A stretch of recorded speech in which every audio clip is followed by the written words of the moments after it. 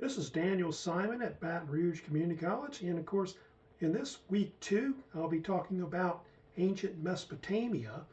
This particular lecture will go into the major civilizations of Mesopotamia, such as the Sumerians, one of the first major civilizations that really affected humankind. I'll get into, of course, talking about their culture and also a lot of their influences in the world, like cuneiform. Now, I'll also talk about the Akkadian Empire. We'll also discuss the rise of the Babylonians, like the Babylonian Hammurabi Code that's well known. I'll talk about the rise of the Assyrian Empire as well. And I'll kind of get all the way up to the time of King Nebuchadnezzar, probably considered one of the most famous rulers of ancient Mesopotamia. So this particular lecture I'll have for week two will be assessed on another Canvas quiz. You should already have, wrapped up discussing, of course, that prehistory section, trying to assess that. And if you have any comments, questions about that particular lecture, do let me know.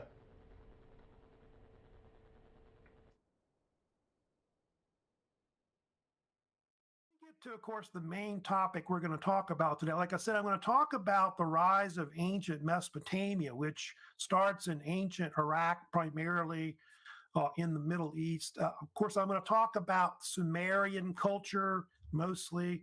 I'll probably talk about a few other cultures as well, like probably the Akkadian culture, which comes in and kind of merges with the Sumerians. So that's mostly what I'll talk about today. So if you have any comments, questions during the live stream, do let me know. But also later on my channel, if you want to leave comments, or also in discussions in Canvas as well. So yeah, you saw that little short video I gave you. I just showed. Yeah, they actually last year I think they returned about something like 17,000 artifacts to like Iraq, like that had been taken basically after the 2003, I guess, that Iraq invasion and the war that followed. So they're kind of trying to restore things to Iraq afterwards, all the different, I guess, damage that was done to their antiquities.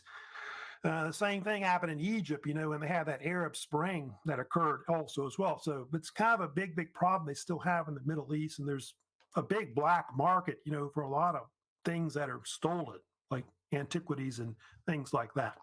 But let me get to, of course, the main lecture today. I'm going to talk about, of course, the Sumerian culture, mostly, like I said.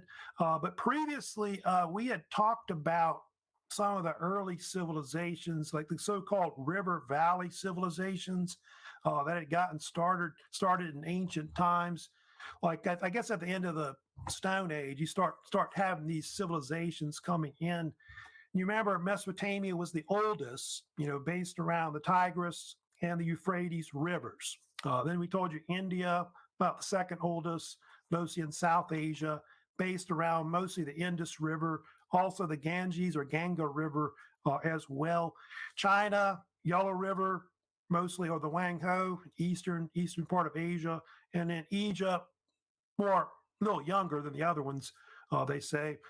It's based in North Africa around the Nile River basin, modern Republic of Egypt, of course, as well. So I'm going to get to talking about ancient Mesopotamia, which you see here in this image. So you can see Mesopotamia, kind of the location where we're talking about, is an area mostly in modern Iraq, would be mostly where it is. Although I guess you can include some like maybe around where Kuwait is, Syria. I think part of southern Turkey would be also another area of about the location of where ancient Mesopotamia was. If you remember correctly, the term Mesopotamia meant land between the rivers. I don't know if I've talked about that or not, but it comes from like two Greek words. The word meso means middle or between in Greek, and then potamus is the Greek word for river. So you get the term land between the rivers being kind of used later by the Greeks when Alexander the Great invaded into that region about the 4th century BC is probably when the term started to be used. And that writer on the left, you see there, Arian, I think they sometimes call him Arian of Nicomedia, was really one of the first, I guess, ancient Greek writers to really write about that region and separate it from, I guess, the rest of the world. Arian had a book called The Anabasis of Alexander, which was considered, by the way, the greatest books probably written about Alexander's like military campaigns. And so I think he was living about second century BC is when he lived. And so the term Mesopotamia kind of stuck afterwards. After that term started being used, of course, by the Greeks. So you can see primarily it's an area you see from between Iran and I guess the Arabian Peninsula deserts that are to the west of it. So it's kind of an area you see situated between like Turkey in the north, and then you got the Persian Gulf on the bottom. And you got both rivers running from, I guess, up in Turkey and Syria down through mostly modern Iraq today, the Euphrates on the left, and you see the Tigris River on the right being used. If you know much about that area, later, I think by the 19th century, I know the British started using the term cradle of civilization to describe Mesopotamia being the first, I guess, major civilization that sprouted up right there. And so it's the oldest of the river valley civilizations that go back further. So yeah, there's Mesopotamia in that location. They have other terms that became popular later. You'll see this, of course, also being used to describe that same region of Mesopotamia, which is the term Fertile Crescent, which is kind of like this. It was kind of like this geographic term that was invented by this professor at the University of Chicago at Illinois. His name is James Henry Breasted, who was an archaeologist and also an Egyptologist. He was more of a specialist with studying ancient Egypt. But I think in the 1910s, he created the first map, like you see on the top left, where it had like the term Fertile Crescent being used. And so he talked about this area, this Fertile Crescent area, from like what is basically, you go back to there, comes from like Mesopotamia and Iraq, and it kind of arcs into like where Jordan and Syria is in Israel. So includes mostly the Tigris, Euphrates rivers, but also the Jordan River, which is more to the west, like where Israel is and all that. And it also, I think it sometimes includes the Nile River, as well, kind of arcing down into there. That whole area is the Levant, they called it, that's in that western part from like Syria, Israel, Lebanon, Palestine, and Egypt today. And so that's a term that they often use for that area. So those are terms that are, common today with the region, Mesopotamia, of course, and Fertile Crescent.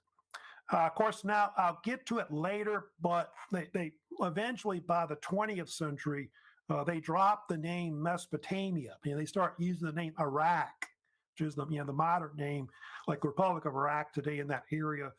Now, I'll get to it later. That's a name that was derived from an ancient city of Mesopotamia, which is called Iraq, which is where Gilgamesh was from, like the king Gilgamesh in the Epic of Gilgamesh.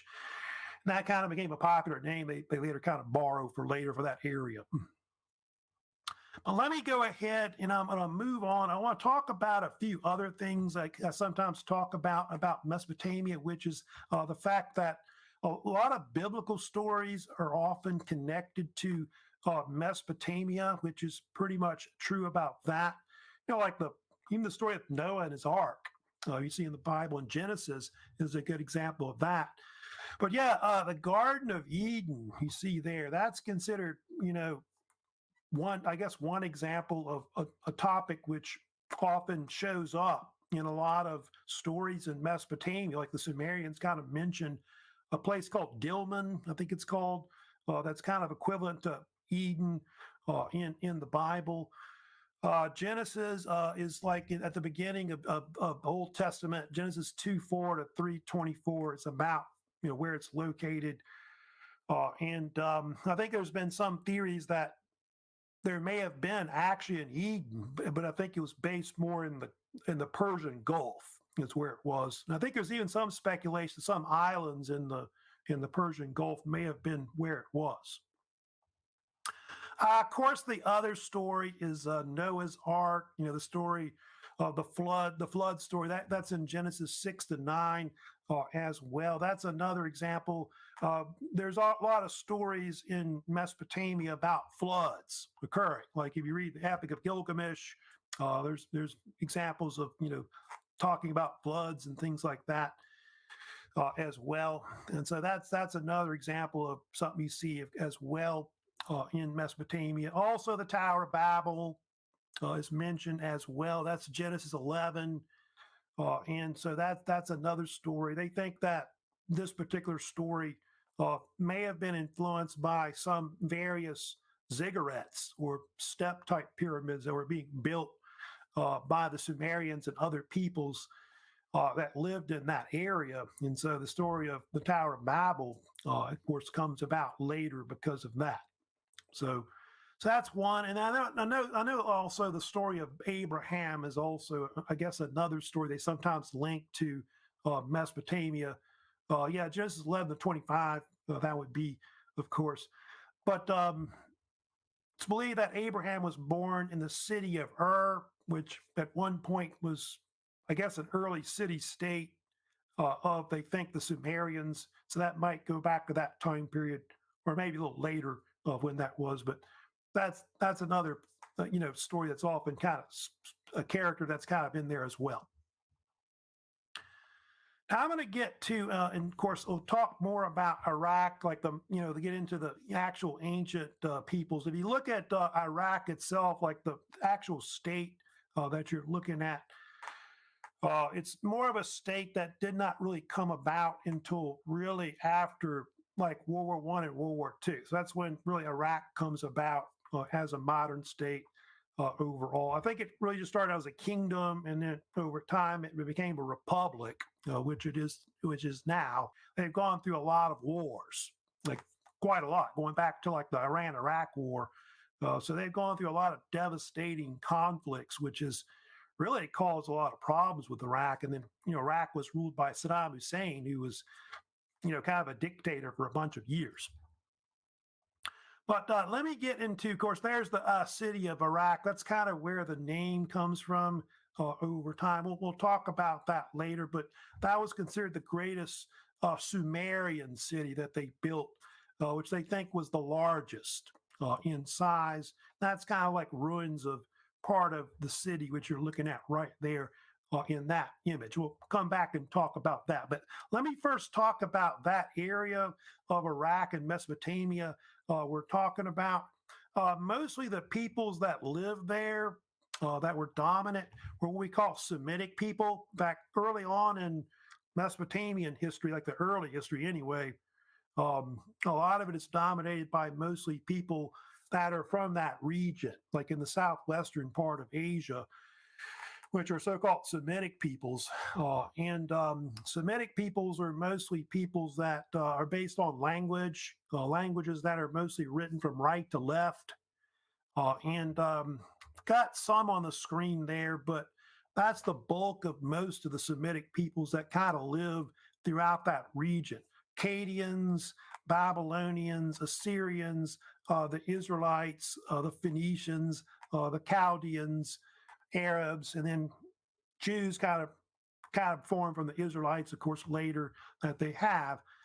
And it's believed that if you know about the term, Semitic being used, it was originally derived from a term from the fact that they were related back to the sons of Noah, like Ham and Shem, and of course, like the Jews and others related back to Shem, like Arabs, etc. And so you'll often hear that term Hamito-Semitic, I think was the old archaic term they used to say how they were related back in the Bible, but they're not sure if those terms are really accurate or not, like whether they really are related back or not. But now they use the term Afro-Asiatic to describe a lot of these peoples that live in southwestern Asia and also in like parts of North Africa as well. I think I've got another image showing like North Africa, along with Southwestern Asia.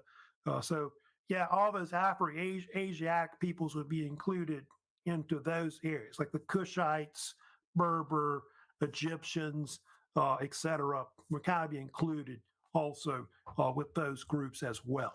So mostly it's Semitic peoples that really dominate Mesopotamia in the first couple thousand years or whatever, few thousand years, and then you get like all these other people that come in later. You have also the so-called Aryan peoples that come in as well, which Aryan peoples were peoples that came out of like close to Eastern Europe.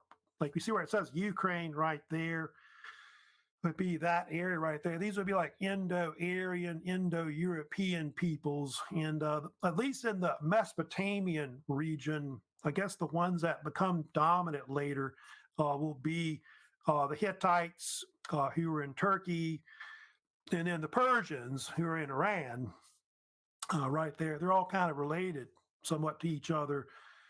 And then you got Europeans, you see, like, I guess Greeks, Romans, and people like that you have in Europe more to the west. They're kind of all somehow descended from each other, they theorize anyway. But they do think there was some kind of Aryan migration where all these peoples basically migrated throughout the world. And the term Caucasian was later used, because of the Caucasus Mountains, which are like in kind of like southern Ukraine, where Georgia is, between the Baltic. Yeah, between the Caspian and Black Seas is where it was. All right, so I'm going to go ahead and move on. I want to talk about, of course, the main thing we'll get to today is the Sumerian culture that eventually dominates Mesopotamia for a couple thousand years or so. And a little bit of background about the Sumerians. If you look at kind of this image right here, they do think the Sumerians were considered the first major civilization to develop in the world, like really, one of the oldest overall. And Sumer, of course, they have different names that they go by. They think that the land of Sumer was primarily located in what would be now today southern, southeastern Iraq. Is about where it is. Have you ever heard of cities like Nasiriyah, Basra? That's about the area of where Sumer started, like the Sumerian culture, etc. So it says 3000 BC, but I think some people think it's more like 6,000 years ago or more, maybe further back than that they started. You can see some of their key cities. You can see there Eridu, Iraq. Those are the ones that are the most famous overall.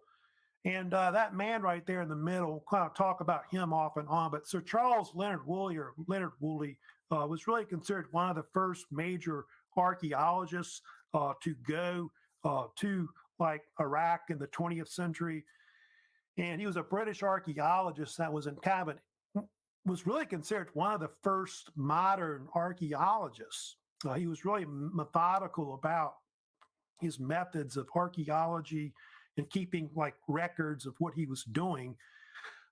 And so a lot of people kind of consider him to be one of the early fathers of archaeology. And he's kind of instrumental in popularizing a lot of archaeology and history of early, ancient Iraq, like a long time ago. Here's kind of another image of Leonard Woolley right here. Woolley was known for a bunch of things at what is the city of At which we'll talk more about later. He actually did excavations there for like something like a little over a decade. And I think like I want to say 12 years he was there from 1922 to 1934. He was actually famous for excavating, I guess, the ziggurat that's there. I'll get to later, the ziggurat of but primarily that they have this massive royal cemetery that he found there in the 1920s, which had something like 2,000 people buried there in it. So he was like really one of the, I guess, the groundbreaking archaeologists that really got a lot of the early history of the Sumerians going at that time. Here's kind of a map showing you like the area of where Sumer is. They have different names. They also mention the Bible. I'll mention it, but Shinar is a common name. They sometimes call that area of Mesopotamia, which is mentioned in Genesis 10:10, where they talk about Shinar and all the different cities that were there at the time, like Babylon, Iraq, and Akkad, which a lot of these were later civilizations that would dominate that area that you're looking at. Out of those cities you're looking at, I'll kind of just briefly talk about the ones that are there. Like I said, the largest one that they built, the Sumerians, was called Iraq, which is spelled different ways. You'll see it also spelled Erech. I think is another way it's also spelled as well. And then they think that that's where the name Iraq came from. IRAQ kind of evolved from that. And they think it may have been about 80,000 population that may have lived there at one point. And most of their cities were made of mud brick. That's pretty much typical of what a lot of the early states, built there at the time, because they didn't have a lot of stone. And so predominantly, if you study about um, Mesopotamia, most of it was based off of an agricultural type society where farming was kind of important. And most of they grew like grain crops, like barley, wheat, millet, date palm, sesame, things like that would be typical kind of crops they grow, throughout that region, along with, I guess, vegetables and fruits and other things like that that they normally grow as well. And there's different names, like what it means. I think the theory about Sumer is that Sumer means either land of the civilized kings, which is the common name that they think the Akkadians called them, like civilized rulers that were there. Now, there's another term you see on the bottom there, which is they think in the cuneiform, or at least in the Sumerian term that they use for their own people, they said land of the black-headed people or peoples. That's what they used, which has kind of been kind of a mysterious term, which has been debated about what that meant. But I think they said they shaved their heads, the Sumerians, but it's believed that they may have wore caps that were kind of black looking, or maybe they did have black hair, which there's kind of a debate about where the Sumerians are from. I think they've never figured that out, like the origins of the Sumerians and where they originate and things like that. And I speculate from the east, but that's still unknown at the time. If you go to the back of the map there, other cities that are there too, they think Eridu, which you see there to the right of in the map, is considered one of the oldest cities. So out of the different ones they probably had a dozen or more cities they had, but that one dates back to 5,000 years or so. And they do think that Eridu might be one of the oldest cities in the world. It was first built, or at least a large size city, not like Jericho, which was more like a farming village or something like that. Because Eridu may have been 30, 40,000 population wise, to kind of give you an idea. And then the other thing about you see there, that's famous for, they think, where Abraham was born, like I just told you. But that's kind of why it's famous now. But it became famous because of the archaeological digs that were done later, especially because of Leonard Woolley. Let's talk about some other things. Of course, here's kind of another map showing you. You can see there, like the whole heartland, of where Sumer was. Later, what's going to happen? They'll be absorbed into other cultures. Like the Akkadian culture will come in, kind of absorb them, and then they're also later kind of absorbed into like the Babylonian Empire that'll come later, like under King Hammurabi. So all that's going to be incorporated into one large empire. But at the time when the Sumerians first started, it was mostly just a collection of city-states that were all independent. Now, I'll kind of talk about some things that the Sumerians were very famous for. The most famous thing that they're well known for is cuneiform, which, if you know about cuneiform, it was the first major language system or written language system that was developed in the world. And I'll give you a definition of it, but it's basically a type of logosyllabic script writing system. What I mean by that is the fact that it was a type of writing system that used like pictograms and ideograms, like symbols that represented an alphabet. And this particular type of writing system was very complicated. Like, it had hundreds of different symbols that were used, and it's pretty old. It goes back like at least 6,000 years old, like maybe 4,000 BC, maybe when it was first developed. And it was written from Sumerian times down to the time of like King Nebuchadnezzar II. They were using it in Babylonia. And this type of writing system did not use paper, which I guess hadn't been invented yet. I mean, Egyptians will have papyrus later, but they use wet clay tablets, where they use like that with some kind of like a stylus, probably a wooden type reed stylus, to make marks in wet clay. And then they would take the tablets and harden it out in the sun. And so cuneiform, I've got like images right here you see. Well, like I said, very complicated. I think they say originally it did have up to 2,000 symbols that were used. And then over time, they evolved into, I guess, less complicated systems where they had maybe 500 or more, 600 symbols being used. But it's believed there was a man that coined it. His name is Thomas Hyde, who I think lived about maybe close to about 1700. He was an Englishman, and he was the one that coined the term cuneiform, which comes from two words. Cuneus, it is the word meaning wedge, and then form as in shape, wedge-shaped. And it had to do with the fact that the symbols that were used had kind of a wedge-looking shape due to the stylus being, that's used with the process in writing. And so it kind of, the name stuck. So they don't know what they called it back then, but it was obviously something that was, something you had to be skilled with. So only small groups of professional scribes could master it like real well, apparently. And I think if you study today, there's very few cuneiformists that can actually write and read it. I want to say a few hundred maybe that can do it throughout the world. And the British Museum in London has the largest collection of cuneiform tablets, which is something like 130,000. But they do think they found like something like 2 million throughout the world, but maybe 5% have been translated. Not many have been translated. So there's a lot of cuneiform tablets out there that, still there's unknown of what is actually written on them. Predominantly, they think that cuneiform was mostly used for record keeping, like different kinds of records about things like economics or farming or whatever. They kept records on. And they wrote some like poetry, epic poems, of course, as well. But primarily, that's mostly what it was used for.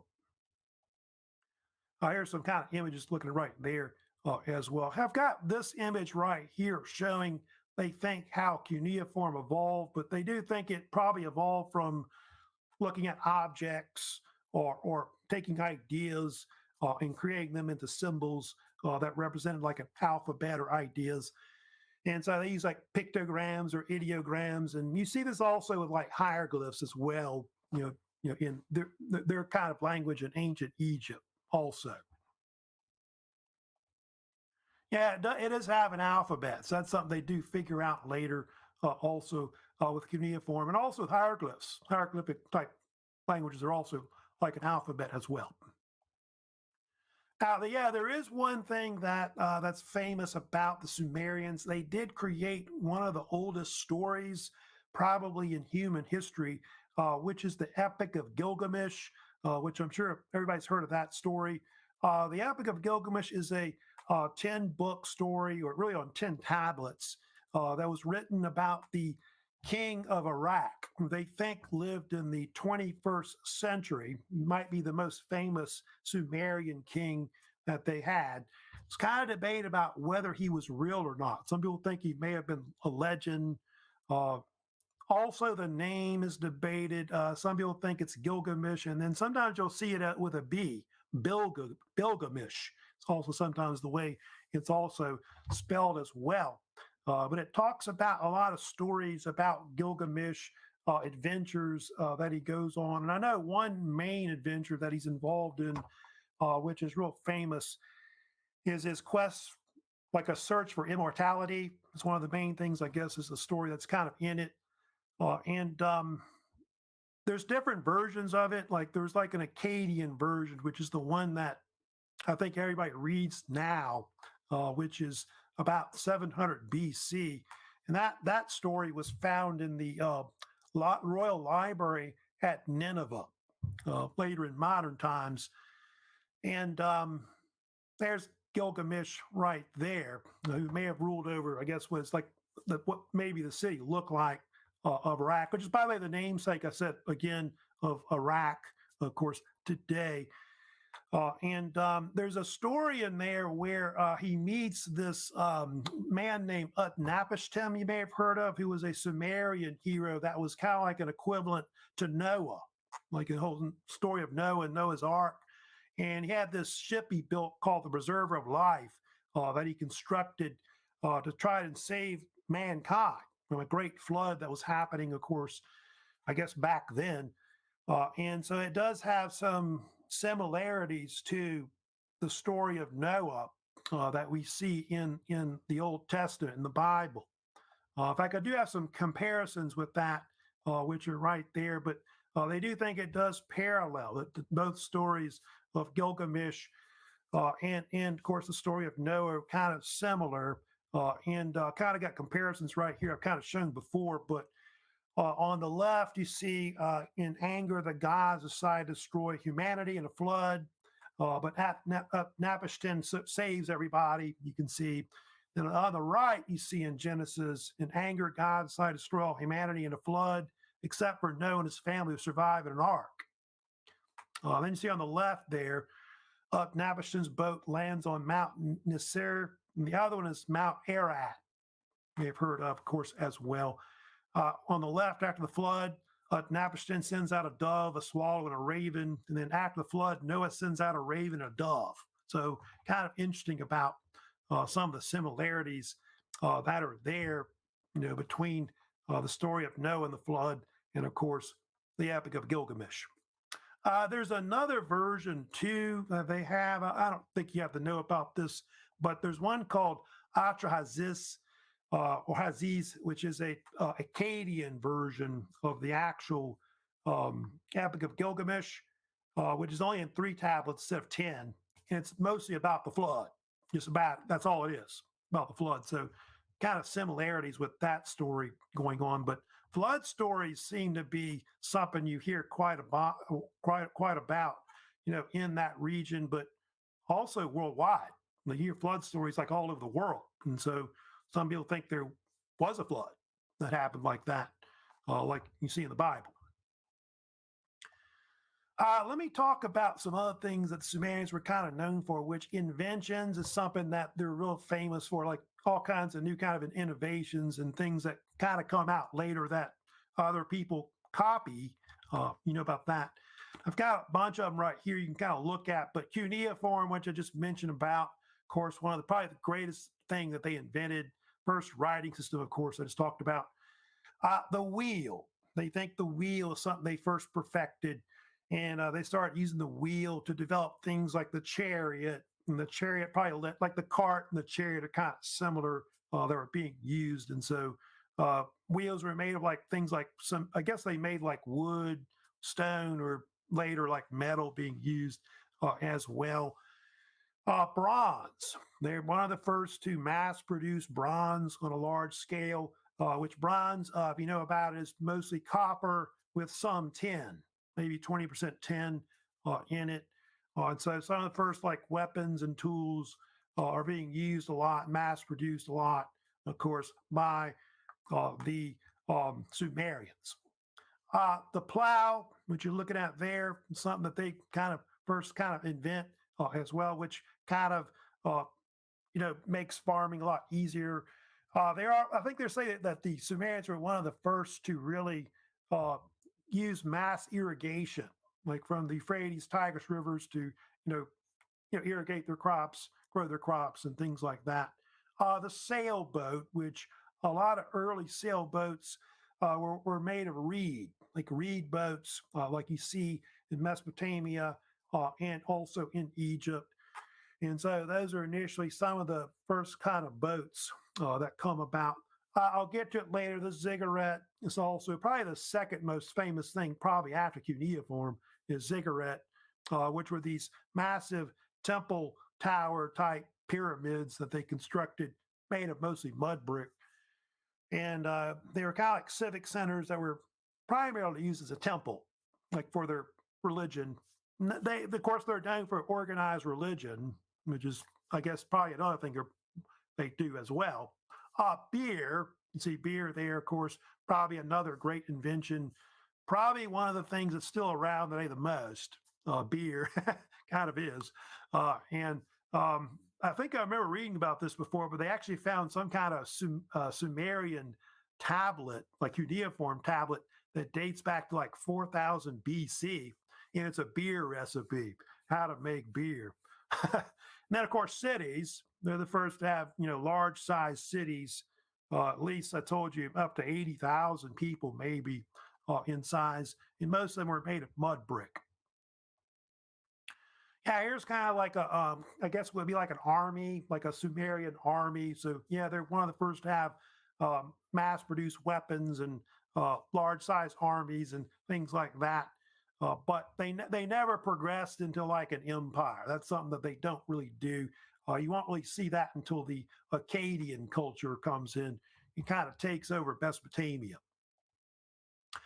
Other things too, I'll talk about as well that they're very famous for: mathematics, Sumerian math. They were the first to really develop mathematics, which, if you know about the Sumerians, they had a form of math called sexagesimal. You may have heard about this. It's a type of numerical system based on 60, basically. And so that's what led to the idea that there's, 60 seconds in a minute, 60 minutes in an hour, that kind of thing.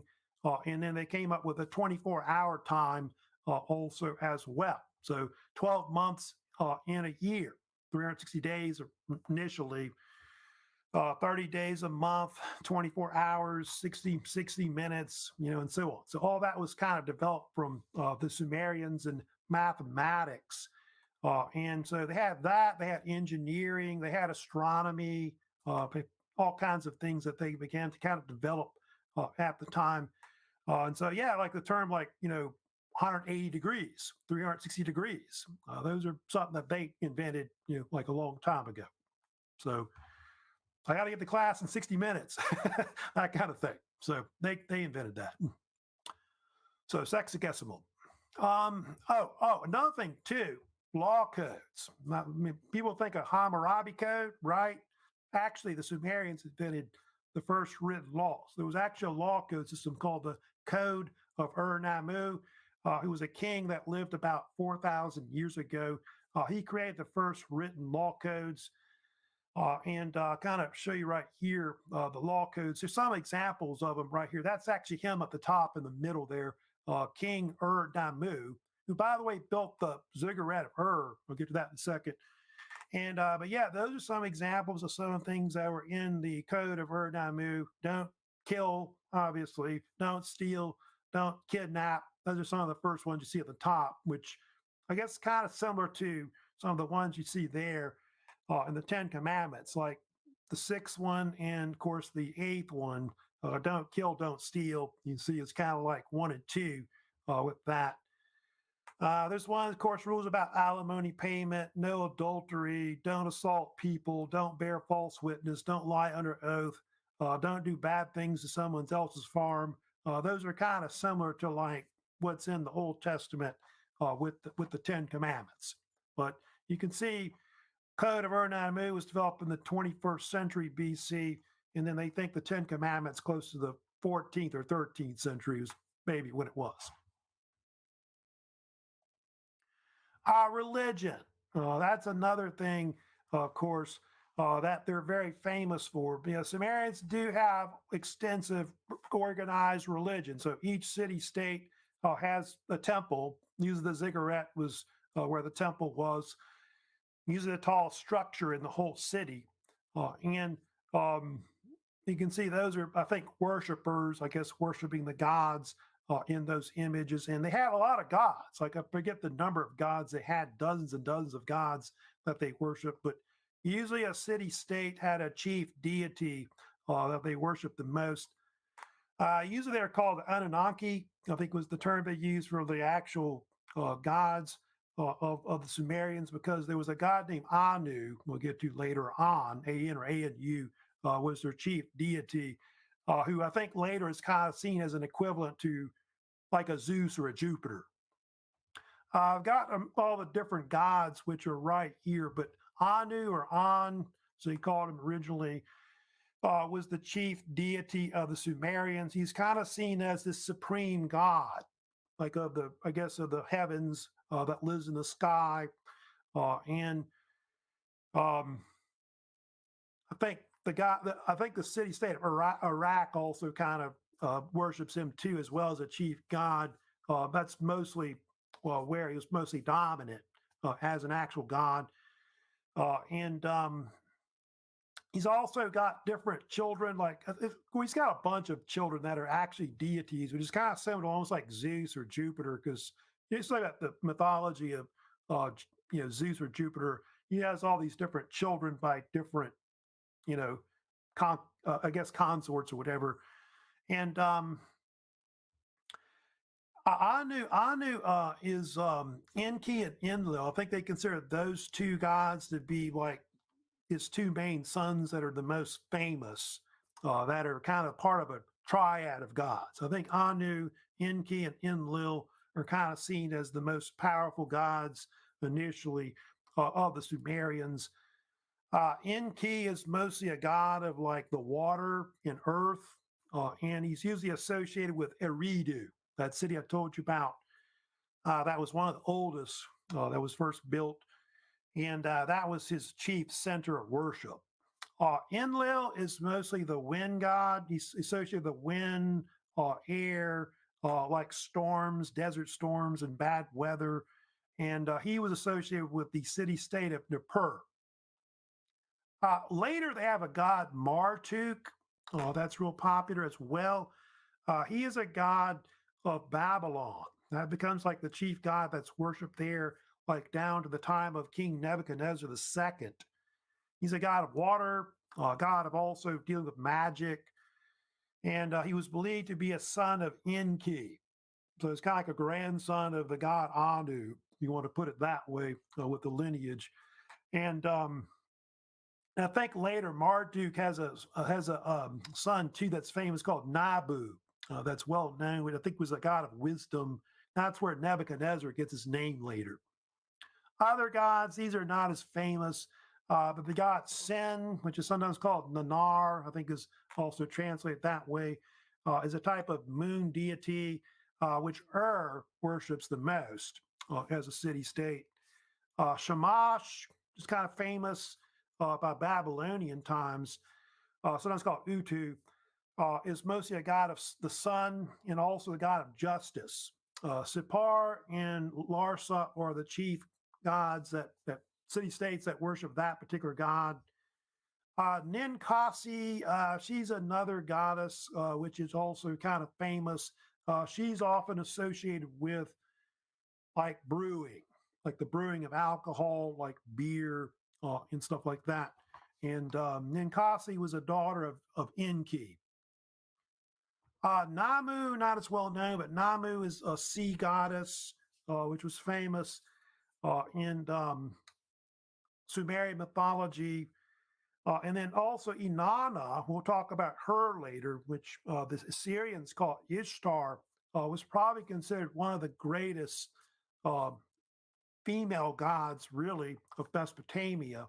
She was a fertility goddess. It's well known among the Assyrians and Babylonians.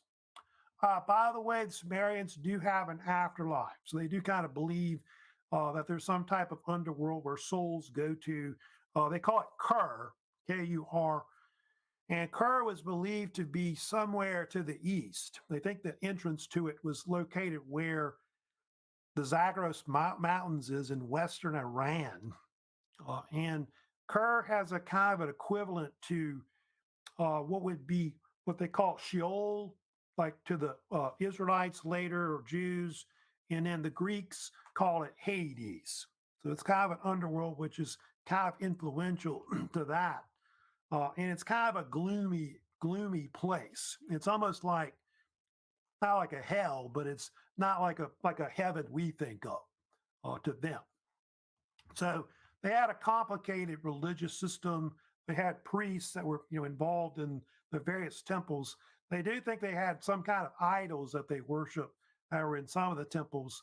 They talk about some of the statues they built being very large in size, like mentioned, I think, in the Bible and other sources.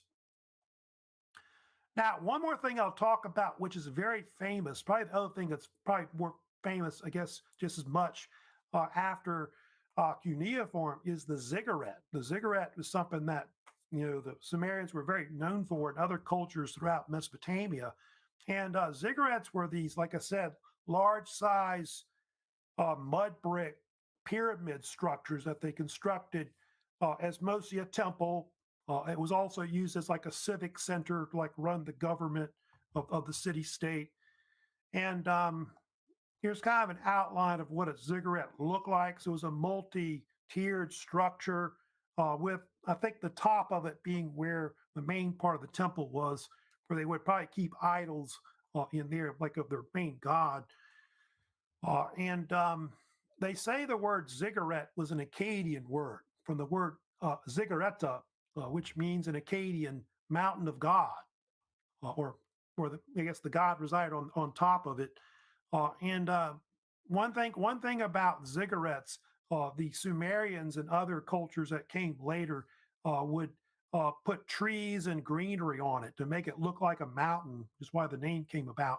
I guess mountain of God. And I think that's kind of where sometimes they get this theory that maybe that's where the Sumerians came from like a mountainous region, like somewhere to the east, because that area is mostly flat desert, and so on. And so there's no mountains much in that area, a whole lot. So that's probably maybe where that came from, the idea, like from a mountainous areas of maybe Iran or somewhere in the east. Of course, there's been a lot of different ziggurats which are famous, like in the Bible. They've had the so-called Tower of Babel, because they're the one that's the most famous one I told you about, which is in Genesis 11, and they think that there was a ziggurat built at the time of Nebuchadnezzar that's known as Entemenanki, was believed to be one of the tallest ziggurats that was ever built in that region, which may have been 300 feet tall. And so, if you know the story about the Tower of Babel, it was built sometime after the Great Flood, and humanity tried to build this tower to heaven, and God got angry and made all the workers speak different languages, and so it was never completed. And so the term Babel, the word Babel, means confusion, because everybody was confused about they couldn't understand each other. But supposedly that's how all the different languages of the world came about. About that with that story. But well, that's really true or not. We're not sure about that. But I do know that they think that when the Jews were in captivity under the Babylonians, they probably saw these huge ziggurats, and that may have been the inspiration to actually write that story. I think it's what some historians think today about how it may have come about. About some that were actually built that are famous now, the ones that I guess they rebuilt in modern Iraq, the Republic of Iraq, is the Great Ziggurat of Ur, which they think was built about 4,000 years ago. There it is right there. And that particular actual ziggurat was built, I told you, by this king called King Ur-Nammu, the one that wrote helped write up the code of Ur-Nammu, the first law codes. And it's about 100-foot tall ziggurat that they think was constructed maybe close to about 2000 BC, either before or afterwards. And you can see it's a rectangular shaped pyramid structure, like a step pyramid structure made of mud brick, and 98 feet tall, about 210 feet by 148 feet length and width is the dimensions of it you're looking at right there. It has gone through different, you know, like reconstruction. Like parts of it were rebuilt, especially under Saddam Hussein, who was president of Iraq for many years. He helped like restore a lot of some of their antiquities throughout modern Iraq today. He tried to rebuild that in Babylon. You know about that, and I think I read somewhere where he spent like something like $500 million in reconstructing all these different antiquities from like a long time ago.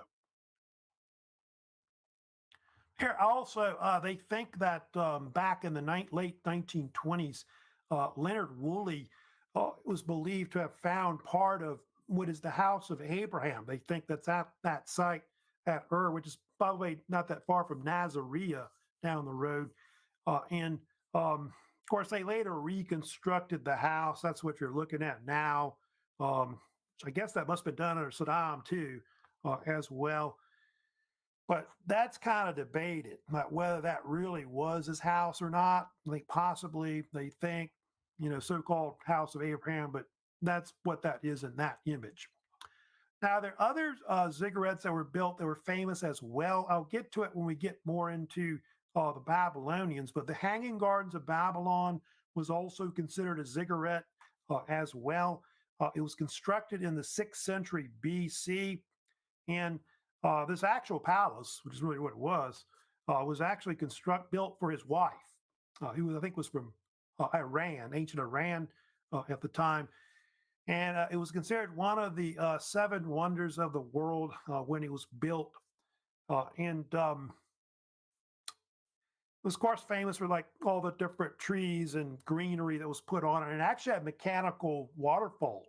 They were put on it as well. And so that was considered to be, one of the greatest ziggurats also built in Mesopotamia. And it was not as tall as in Temanaki, which I told you may have been 300 feet tall. That one may have been 80 feet tall on average. Here's kind of an image. That's, of course, Babylon later that they'll have, they think in Temanaki is something that Nebuchadnezzar builds later as well. You can see the Ishtar Gate, one of the main entrances into the city, but a lot of that's not built till later, not the same time, of course, as the Sumerians. Let me get into also next. They have this other empire that kind of comes in at the end of the Sumerian. The Sumerians begin to decline as a culture. They never really united as like a major kingdom or empire, and you get this empire that emerges, which is the Akkadian Empire, which I'll kind of see right here, which you can see controlled at one point most of modern Iraq, but it pushed actually at one point up into Syria and into Asia Minor, which of course is also Turkey. And the Akkadian Empire was the Semitic type empire that was built by this king named Sargon of Akkad, who they think lived in the late 24th century BC. I think they think he probably came to power about 2430 BC is what it is. And on the left there, you can see that's actually like a statue of his head. I think they say that's considered the oldest statue of a actual ruler of Mesopotamia that reigned. And the Akkadian Empire was actually a multi-ethnic empire that was mostly made up of Akkadian and Sumerian people. So the Akkadians took over Sumer, they absorbed it, into their state, and then they created this empire that was more influenced by probably Sumerian ideas more than anything, because they absorbed a lot of their language, their gods, their technologies, and things like that. And they have you go to that map there again. They had a major capital that was called Akkad, which they're not sure that the location of it. It's kind of south or southeast of Baghdad is where they think it is. They can't find the ruins of it for some reason, but it's got different names too. A god or a cod, I think, is the common name you'll see written in the Bible. But they do think it started out as a small city, and then over time it expanded until it became a kingdom and then an empire eventually. So here's kind of another image right there, but you can see the actual state lasted about, it varies, but maybe 180 years, less than 2 centuries that they were in power between the 24th and the 22nd centuries. And you'll see different names for King Sargon. He was called Sargon of Akkad, Sargon the Great, Sargon the First. I think there's all kinds of names that he's often called, basically. But it is considered one of the first great empires that really, dominates Mesopotamia. And a lot of it was because of their military. They had a pretty good military, the Akkadians. And kind of show you this right here. But one weapon that they helped spread throughout and why they're kind of considered a great military was the composite bow. A composite bow was a new type of weapon, like a new bow and arrow that used what they call a laminated bow. It was a kind of a combination of like wood and animal horn that was kind of combined together as one bow. It was much stronger, could shoot arrows a lot farther. It was a lot deadlier at a closer range. So that was something that they really helped to kind of perfect, and then from there it spread, I guess, throughout the world from that location of Mesopotamia. Yeah, you can see here some of the rulers they had. They had like at least 5 major rulers that reigned, which roughly, I think it was Sargon. He had 2 sons, one named Ramush, I think they called him, who reigned. And he also had 2 grandsons that reigned later. So you can see Sargon reigned for about 40 years as the actual ruler. So yeah, you can see reigned between about the 24th to about the 23rd century. Some say it may have been 55 years. So it's kind of a debate about how many years he was in power. That was kind of like, look at that date. How they call it, 2334. I don't know, maybe that might be the date. So it's kind of close to that of when it was. He even had titles, King of the Universe. That was his actual title that he went by. So he conquered most of what would be the Akkadian Empire. And then you can see his 2 sons and his 2 grandsons would also, of course, reign as well. It fell apart. Like I said, it didn't last long. The Akkadian, it was hard to control it because it's such a large empire. Like I said, the empire went from the Persian Gulf up into Syria and Turkey at one point. And eventually, they say in the 21st century, what occurred was basically the empire broke apart again. Actually, what happened was they got invaded by these peoples to the east in Iran that were called the Gutians. I'll kind of put them up here for the Gutians. Maybe about 2150, maybe is when it was. And this caused their empire to break up afterwards. They're not sure the origins of the Gutians, maybe related to Iranian peoples that are there. Zagros Mountains is like in the western part of Iran today. And what happened was Sumer came back. It was a period where Sumer, I think they call it Sumer, they call it Ur 2 and Ur 3. And the city state of Ur was kind of dominant for a while. And so that's when I guess that King Ur-Nammu reigned primarily at that time. And then Sumer kind of reigns for a while. And then what happens, you can see there, the Babylonians then come in next. They'll come in and take over the region of Mesopotamia about 1800 is about when it is BC. And you get this king that comes in, you've heard of, named King Hammurabi. Hammurabi is going to, he's going to come in next.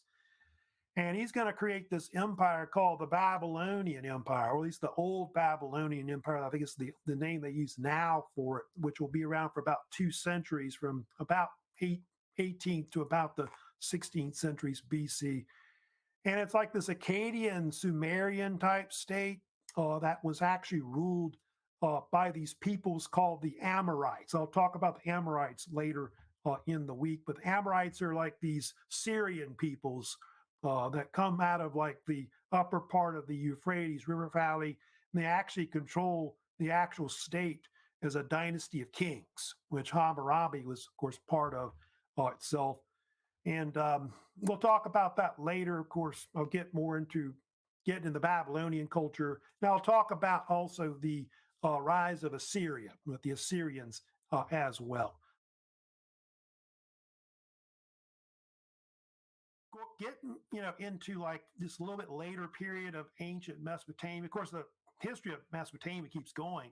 After that, of course, into the Iron Age. But mostly going to talk about the rise of the Assyrian and Babylonian states that controlled Mesopotamia, which, by the way, were some of the last states that were considered what we call Semitic type kingdoms or empires that were in control of Mesopotamia. Because after that, all these non-Semitic peoples kind of controlled it. Aryan European type peoples that come in that we have it kind of occupy it, of course. But I'm going to get into first, and I'll talk about the first state that really comes in that we have that's well known, which you may have heard of the Babylonians. I'll kind of talk about them first, like the old Babylonian state, which called different names.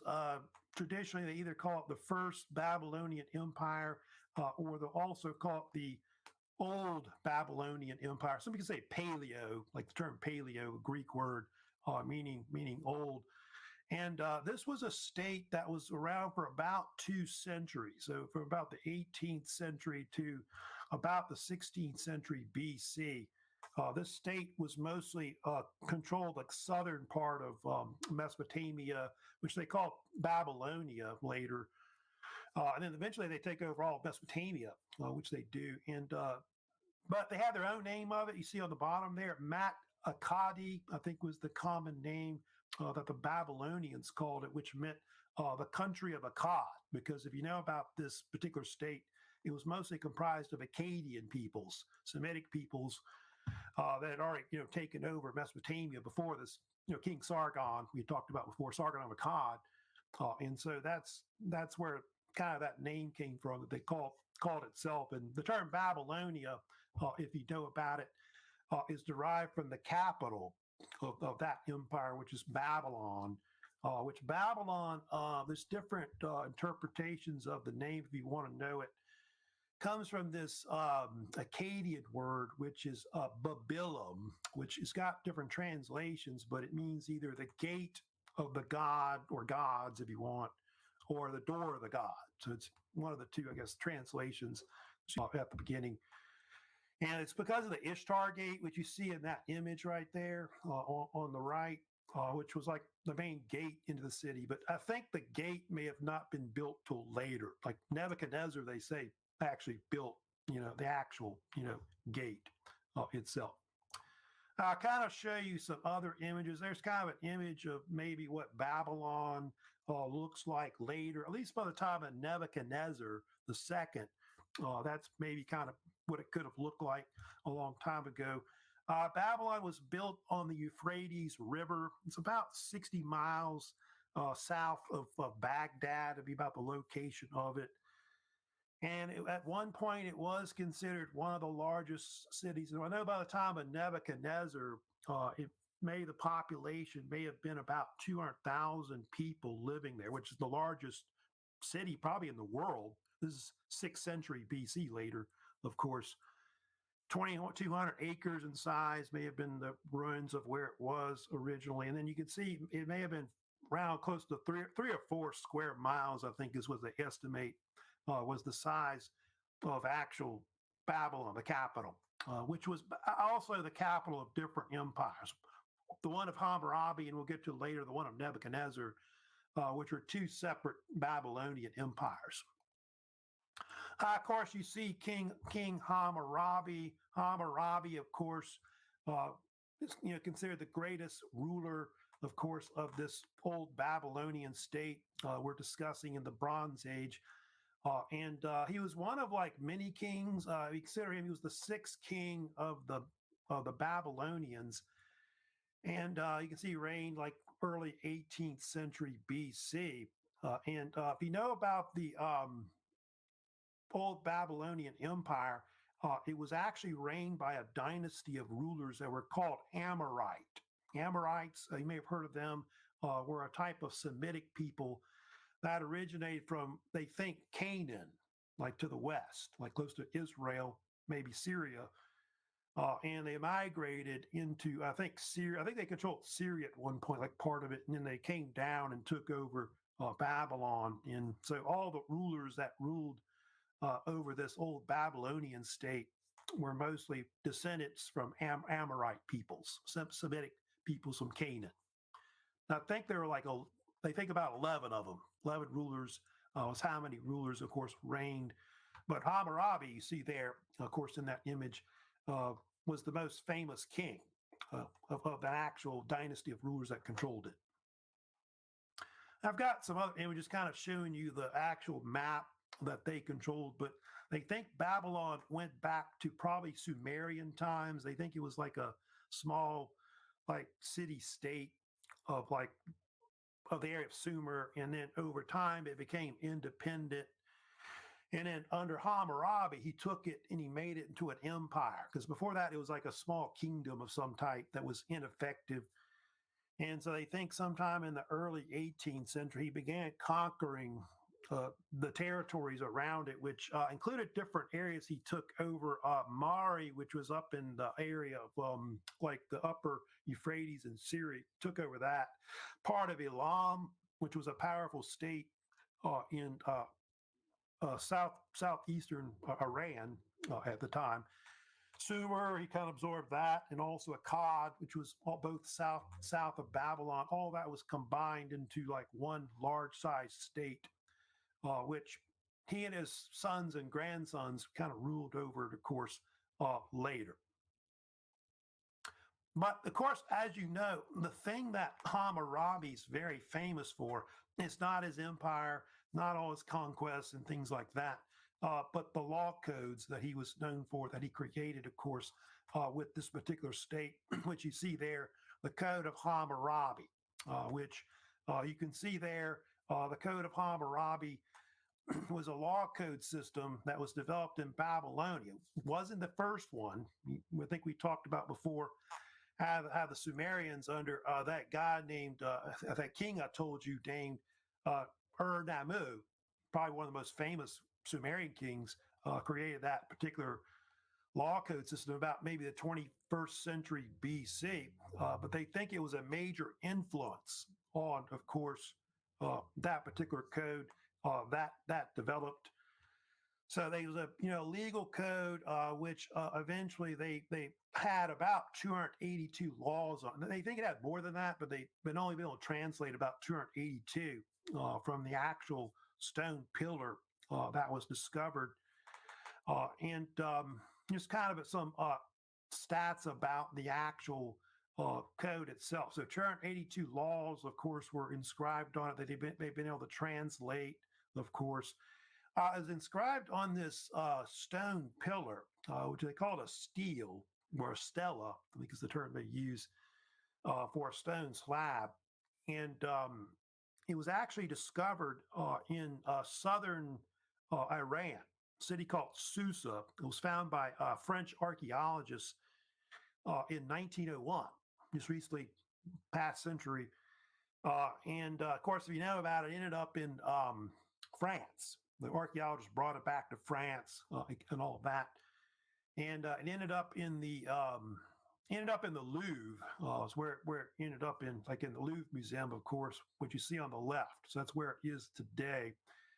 And at the top of it, it's got this picture of what they think is Hammurabi and a god next to him, which they think is the god Shamash. Which Shamash, I think I told you, was a type of sun god that went back to Sumerian times, but it was also a god of justice as well. So I guess the Babylonians saw, God kind of like giving them like their laws, kind of like Moses receiving the Ten Commandments, maybe from their point of view about that.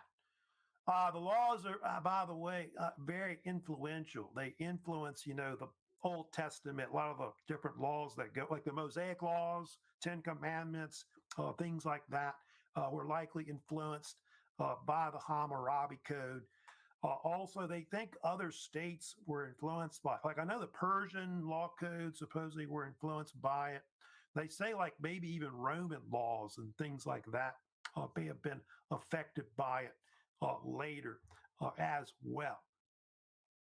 How did the law codes work? They worked on a principle called lex talionis, which means law of retaliation, which was a type of idea where it was like equal justice or reciprocal justice, where basically if somebody did something to you, you in return could do something to them within the law. So like you were injured or whatever, or something they took from you, you had a right to get it back or whatever. So that's the initial thing of how the codes work. In the Bible, there's a famous, you go read Exodus, of course, Exodus 21:24. They mention about the term eye for an eye, or they also say eye for an eye, tooth for a tooth, foot for a foot, etc. And so that's the principle of lex talionis, or law of retaliation, of how the codes work. It's actually mentioned in the code, like law code number 196 does mention it, and I think there's another one where it mentions tooth for tooth in another one as well. So those are things that it of course mentions. It was written in, by the way, Akkadian cuneiform. So that's the language it was written in. It has like something like almost 4,000 or so, close to 4,000 lines of cuneiform in the actual writing of the actual law codes themselves. I've got examples I'll kind of show you of some of the actual laws, which are right here. They're pretty strict. Like if you look at a lot of the Hammurabi Code, seems like most punishments were either you got fined for something that you did, you got something cut off, like your hand, your ear, or something, tongue got cut off, cut out, or a lot of them are death is another thing that happened as well. Code 195, you can see, the son strikes his father, his hand shall be cut off. So you cut off your hands for hitting your father.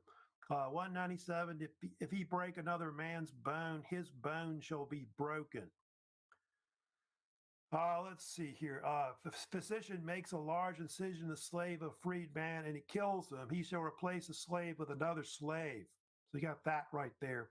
If a slave says to his master, you are not my master, if they convict him, his master shall cut off his ear. So you got 196, eye for an eye. A tooth for a tooth is law number 200. So things like that, of course, are mentioned.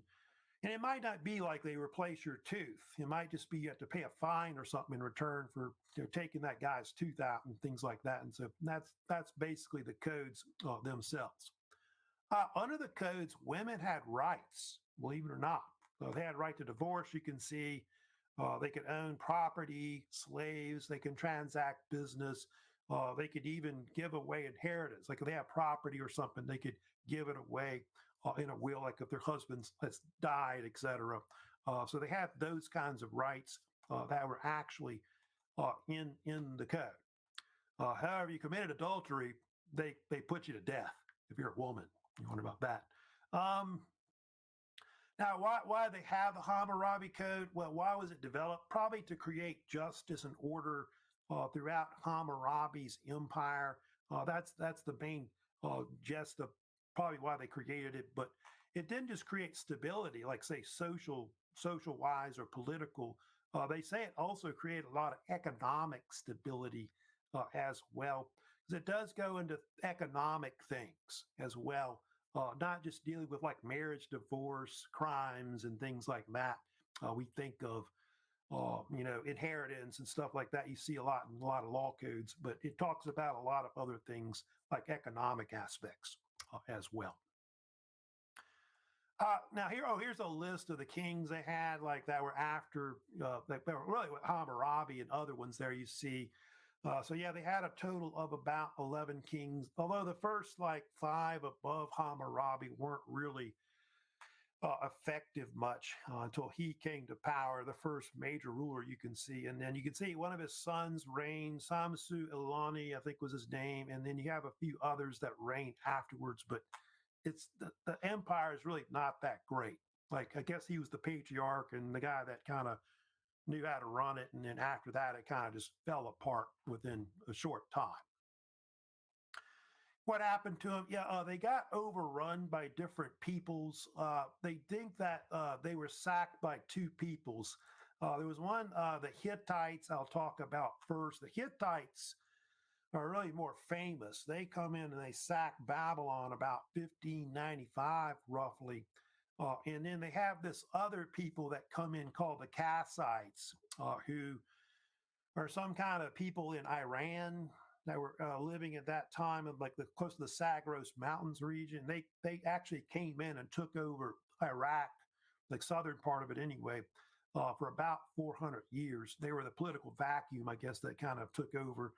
But they weren't really that powerful compared to like the Assyrians later, or even the New Babylonian Empire state that'll form, ruled by mostly King Nebuchadnezzar II. Let me move on. I want to talk about next to a little bit about the Hittites, because I told you the Hittites came in and they sacked Mesopotamia, Babylon. I told you in the 590s. They didn't really occupy Mesopotamia much, except maybe the northern part of it, like close to Syria. But a little bit about the Hittites and who they were. The Hittites were a type of Indo-European people that they think came out of Eastern Europe. I think it's believed that Hittites may have gone back 4,000 years or more to maybe like the southern part of the Ukraine. Is about, I think, archaeologically where they think they may have come from. And then over time, over, I guess, so many centuries or whatever, they came down into what is where modern Turkey is. The Republic of Turkey is where they eventually ruled. And they lived in an area that is called by, I think the ancient Greeks called it Anatolia, or we call it also Asia Minor, or also, of course, Republic of Turkey, which is right there as well. And they were called either the Hatti or they were called the Hattians. That's the common name that they call themselves. Now, I think the term Hittite is more like a term that was like seen in the Bible. Is basically it. Hittites are an interesting culture. They kind of bring on the Iron Age because of the fact that they were one of the first major peoples to monopolize and mass produce like iron instruments, like for weaponry and I guess for agriculture or whatever. And that's kind of one of the things that they're very famous for. But they're only around for a few hundred years, Hittites. Like, I know they dominate for maybe 300-400 years the most.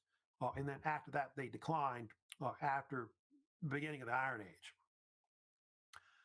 Here's some other images. Here's a map kind of showing you where the Hittites were about located. They're mostly in that central part of Turkey was where they were. And then they did push down into close to where Syria and maybe part of Lebanon is today. You can say it went back to about, I told you, to the 18th century. It's maybe when they start settling in that area.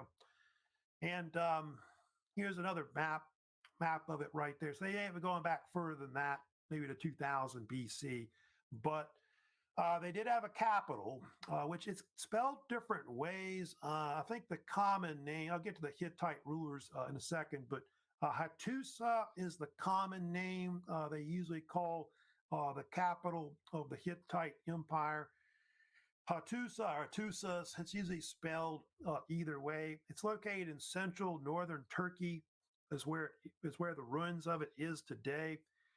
And they think it had a large population of about 40, 50,000 that actually lived there at one point. And it's about, you can see about 1 to 2 square miles. in size, and it was later sacked about 1200 BC. So it's I think the capital of the Hittite Empire for a few hundred years overall. Those are some of the early rulers that reigned over the Hittites, at least in the kind of old Hittite Empire period. The two that are at, I guess, the second and third rulers you're looking at right there are probably the most famous rulers they had early on. Hattusila or Hattusilus the first, is how they spell it, was considered really one of the first major rulers they had. And he was the one they say that founded their capital. So Hattusa becomes like the capital of the Hittite Empire in the 17th century BC. And then he had a grandson named Mursila or Mursilus the first, and he was the ruler that sacked Babylon in, like you see there, close to 1600 BC as well. A little about the Hittites militarily. They were masters at a lot of different things. You look at their military, they were great at making fortifications, mastering that. But they were great at also using like chariot warfare as well. And then, of course, I told you about the fact that they were like one of the first to begin mass producing iron weapons, which is true about that. And kind of shows some images, of course, of that right there. There's, of course, some Hittite iron you're looking at right there. They actually had these furnaces that they built to produce, the iron for their, war machine, and I guess to make different kinds of implements. And if you know about iron, early on they figured out that they could make iron implements from meteorites that had fallen from outer space, which have a lot of iron in it. So initially they started making stuff like that way, and then of course they figured out they could mine for iron ore, which Turkey has a lot of mountains, and so that's something that they started doing, and they figured out, which took a long time, but almost 2,800 degrees Fahrenheit it took to actually melt the ore into like a liquid type steel or iron to produce those weapons. And essentially how I guess it took them a while to figure that out, but that's something that the Hittites did. And at first they tried to monopolize it, the actual people that made iron under them, but over time it spread to other peoples, and so other countries got iron, all that, and so after that, other states like Assyria and so on became more powerful. Hittites, if you study about them, they peaked about 13th century BC. The Hittites were fought for control of Syria, if you know about this, with Egypt, which was ruled by this king, by this pharaoh named Ramses the Great or Ramses the Second, and they actually fought a battle called the Battle of Kadesh, which was fought, I think, in kind of southern western Syria, is about where it is, about 1275 BC. And I think they say it was a draw between the two powers, like nobody won the battle, that kind of thing. But supposedly after the battle, there was some kind of peace treaty that was made between the Hittites and the Egyptians, and it was considered the first peace treaty in world history like ever signed. Now, I think the Hittites gave Ramses like one of their princesses for him to marry or something like that, was the story with that. Now, what happened to the Hittites? They got overrun by these people called the Sea Peoples. You may have heard about them, which the Sea Peoples were some kind of confederation of tribes that came out of the north, they think maybe in Europe, which had iron weapons. They were seafaring peoples. And they eventually sacked basically the Hittites and other peoples. I think I've got a map showing you the actual Sea Peoples themselves, but there's a theory that they came out of somewhere in the southeastern part of Europe, and they attacked Greece, they attacked Turkey, they attacked Egypt as well. There's a lot of unknowns about it. They don't really know who they are. There's kind of a mystery the so-called Sea Peoples. There's been all kinds of theories that the Sea Peoples were the Greeks, like maybe like the ancient Greeks that would take over Greece, which were later called the Hellenes. You may have heard of. Another theory is that they were the Philistines. Another theory they were the Israelites. There's been another one. Of course, they could have been the Mycenaeans as well, but the Mycenaeans I think were already there at the time. I don't know about Minoans either. Then some people think it were the Trojans as well, which are in Turkey. And then there's another theory too, which Herodotus claimed that they were the Phrygians, who were like in the Balkans, which is where he thought they were from. The Phrygians will come in and take over part of Western Turkey, if you know about that. That's kind of who they were. But they actually sacked and destroyed Hattusa. It was like wiped out, the actual capital itself. And they even attacked, like I said, Egypt, and um, so much damage to Egypt that was done that it actually caused the New Kingdom to decline afterwards, which of course it would. So yeah, the Philistines maybe could have been them, but it's possible the Philistines, I think, were already there at the time, so likely probably not. So they don't really know who they were, the Sea Peoples. Now let me move on to the main thing today, of course, I'll get to, which is the Assyrian Empire, of course, which comes in and eventually takes over the whole political vacuum of Mesopotamia or ancient Iraq. A little bit about the Assyrian Empire. This was a state that emerged in mostly the northern part of Iraq today, based around the Tigris River, whereas Babylonia was more based around, the Euphrates River. And it's believed that the Assyrians went back to like the 21st century BC. They think that the Assyrians were kind of descended from the same people as the Babylonians, mostly Akkadian. And they often called that region Assyria, is the common term they used for the northern part of Iraq, whereas the southern part of Iraq was Babylonia. They have different periods of the Assyrian Empire. They have like the old and the middle Assyrian empires, which go back to like the Bronze Age, where the Assyrians starting out as a collection of city states that form like a kingdom, and then you get down to like the Neo or New Assyrian Empire, which is more of an Iron Age state. That was a state that controlled not just Mesopotamia, but part of like Syria and also eventually part of Egypt, because that was one thing they were kind of famous for. It's one of the first states that kind of takes over part of Asia and Africa at the same time. The Assyrians, by the way, had a language that was well known. You may have heard of Aramaic. Aramaic was a type of Semitic language that they think evolved from Phoenician, like a Phoenician alphabet and language that the Phoenicians developed in Lebanon a long time ago. And it's believed that a people called the Arameans that lived in Syria, like up in the upper part of the Euphrates Valley, developed the language initially, and then it spread to the Assyrians who began to use it.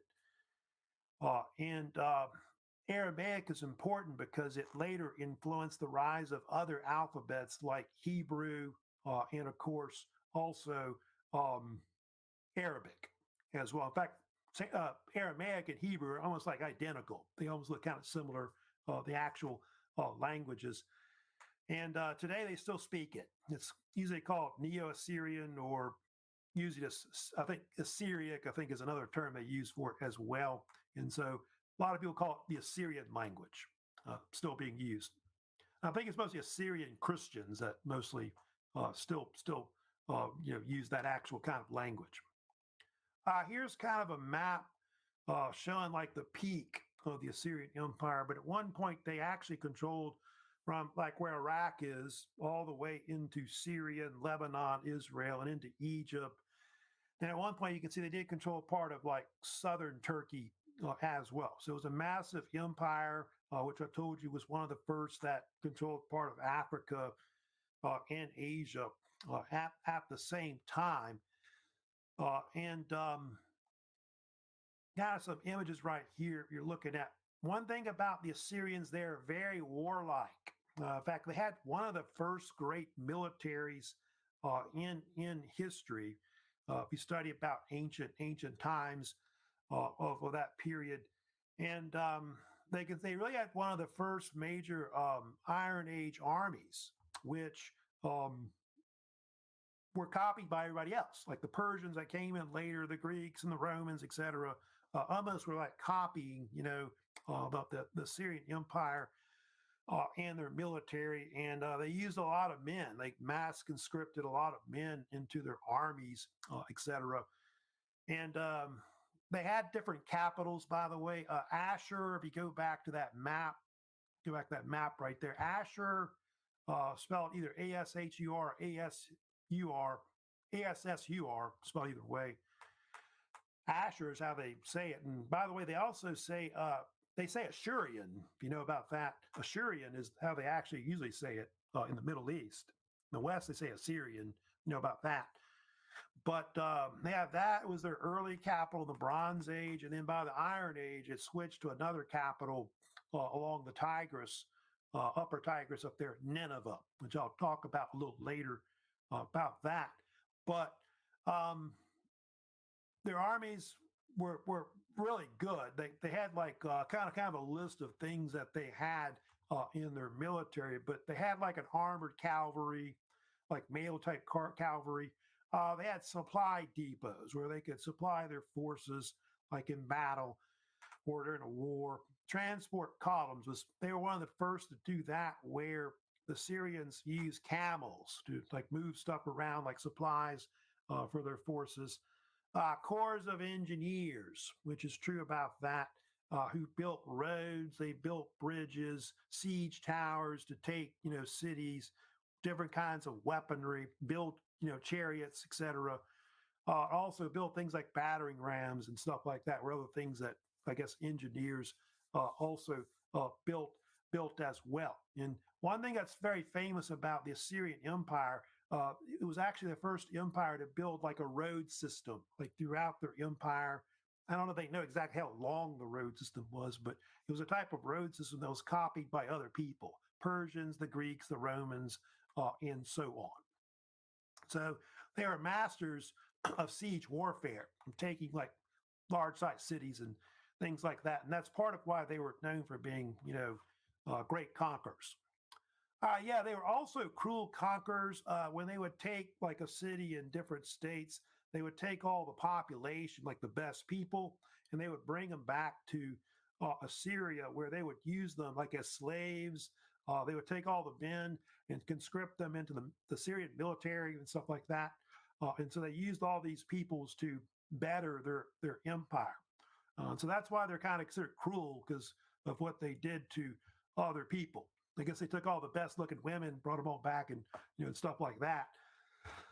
And so a lot of that's mentioned in the Bible. Like I know in the Bible, like in the Old Testament, there's a lot of stories where they talk bad about the Assyrians, like the Israelites hated them, stuff like that. So let's kind of just talk about Assyrian military tactics and how they would take a city. They usually laid siege to it and starve them out. And then that didn't work. They would then bring up siege towers, siege equipment, battering rams, and then take the city from the inside. And then if there was a king of that city or whatever, they would take him and just usually have him killed, is what they would do. So it's like quite common, like Assyrians, like the people that are left over, they just had them killed, that kind of thing, or cut their tongues out and stuff like that. Everybody did that back then, though. Here's another map showing also the deportations, where people were deported back to, of course, Assyria. The most famous that was deported, if you know about the Assyrians, is a lot of the Israelites, like the tribes. They were all brought back to Assyria, which most of that was done, I guess, between the 9th and the 8th centuries. They think that that was like the so-called lost tribes of Israel, that they sometimes call it, by the way, is usually what they dub that, etc. So Here's, of course, also some other images. That is the kind of some ruins of Asher, by the way, which they think may have been founded close to about the 19th or 20th century. So that's how far the city goes back. So a long, long time ago, that was the original city and capital that the Assyrians, I guess, where their name comes from. So I guess Assyrian or Ashurian means the people of Asher, I guess would be what it is. They do think it started out as a small city and city state. And then over time, it became a kingdom and empire as it grew in northern Iraq. Later, they had another state you can see, excuse me, that was called Nineveh, which was really their greatest city. Nineveh will later be the capital of what is the new or Neo-Assyrian Empire. That was their peak period, really, as a state, which that particular empire peaked between the 10th and the 7th centuries BC, when it was around as a state. And the ruins of Nineveh today are located where Mosul is. Mosul, Iraq, which is in northern Iraq today, located on the east bank, of course, of the Tigris River. You can see with that. Yeah, here's some images, of course, of the ruins of Nineveh, which some of that's probably been rebuilt. That's like one of the gates into the city of Nineveh. They do think that Nineveh at one point may have been one of the largest cities in the world, like before Babylon peaked under King Nebuchadnezzar II. But I know under uh, a lot of the Assyrian rulers, that like around the 7th century, they think that the population may have got up to like as much as 150,000. So we're talking about an area that may have been 2,000 acres in size, size-wise overall, which is maybe a little smaller than what Babylon will get to eventually under Nebuchadnezzar II. It's not really that big on Hammurabi. It's smaller, They think that the capital itself was first constructed by King Sennacherib, who's mentioned in the Old Testament. They think that maybe around 700 BC is about when the capital is starting to be constructed and being moved to there from, I guess, Asher, more from the south to the north. But I think there's some stats. They say that that Nineveh may have been something like the walls that were built there were supposedly 60, 70 feet tall. That's the story about Nineveh, and it may have been several square miles, of course, in size as well. I think I've got, let me see. Yeah, there's another image right there, kind of basically the gate, one of the gates that's there. I think they have some walls that have kind of been rebuilt too, that are also at that site. But let me talk about religion a little bit, like some of the different gods that the Assyrians believed in. The Assyrians had different gods, which some of these have been incorporated from other cultures before them, like going back to Sumerian times.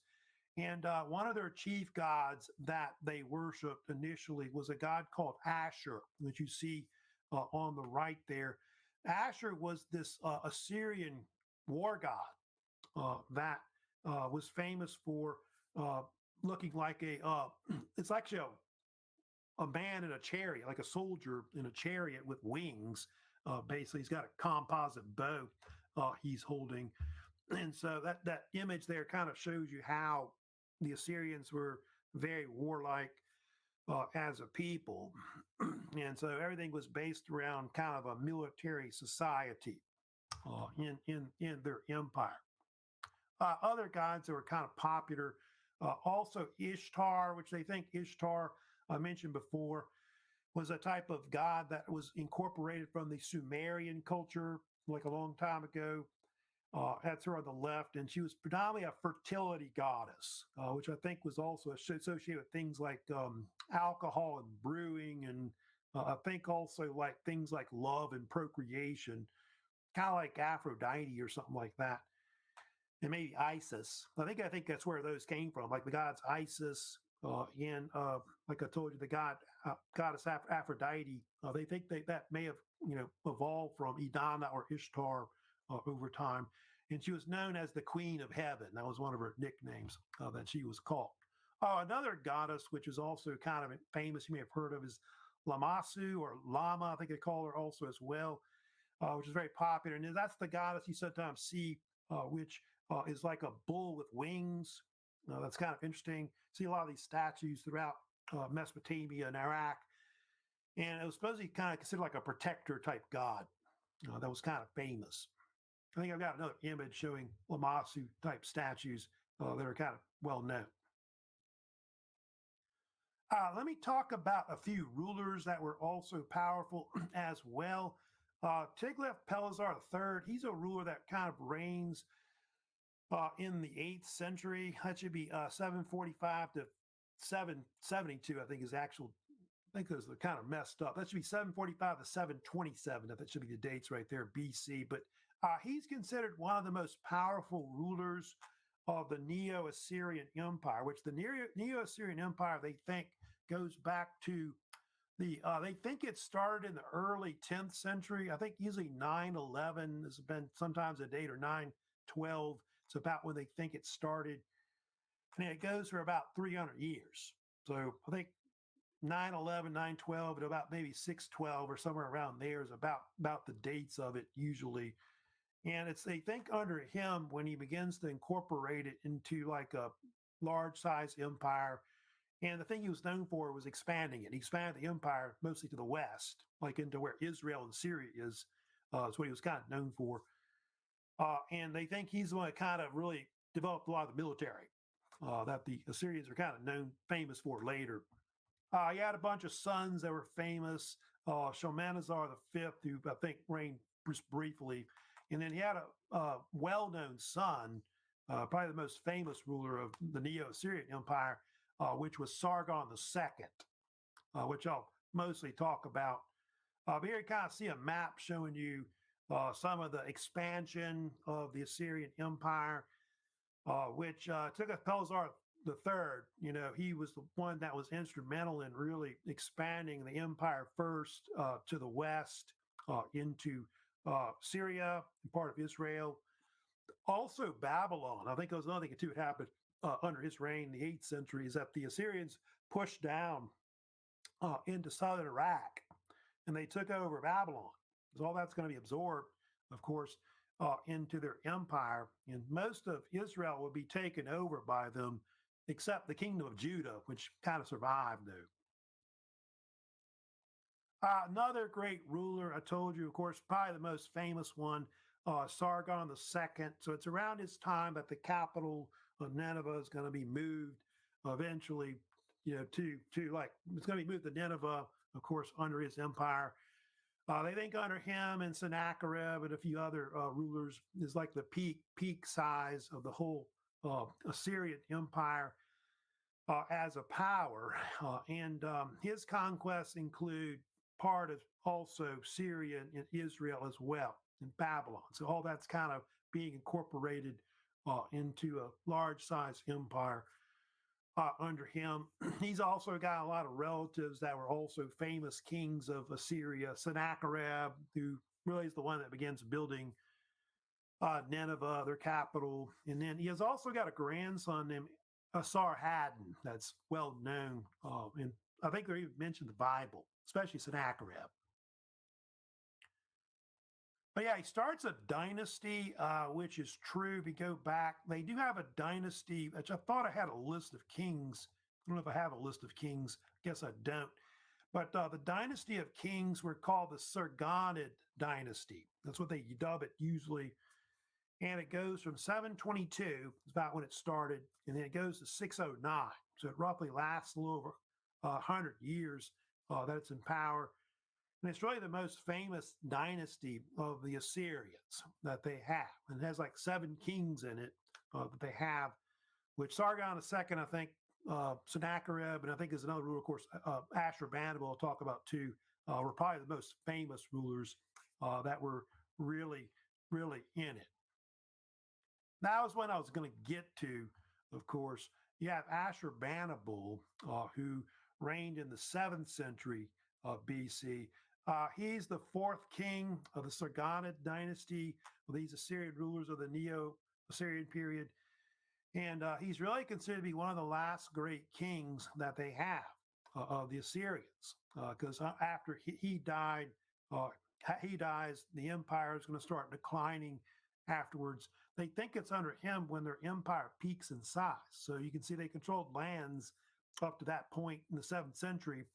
They controlled like Assyria, Babylonia, the area of Israel, Lebanon, Syria, pretty much controlled. They do take over Egypt, which is true about that.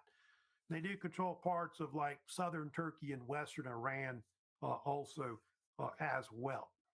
Ashurbanipal is very famous for, see kind of another map showing you like kind of how big their empire stretching down into, of course, Egypt right there.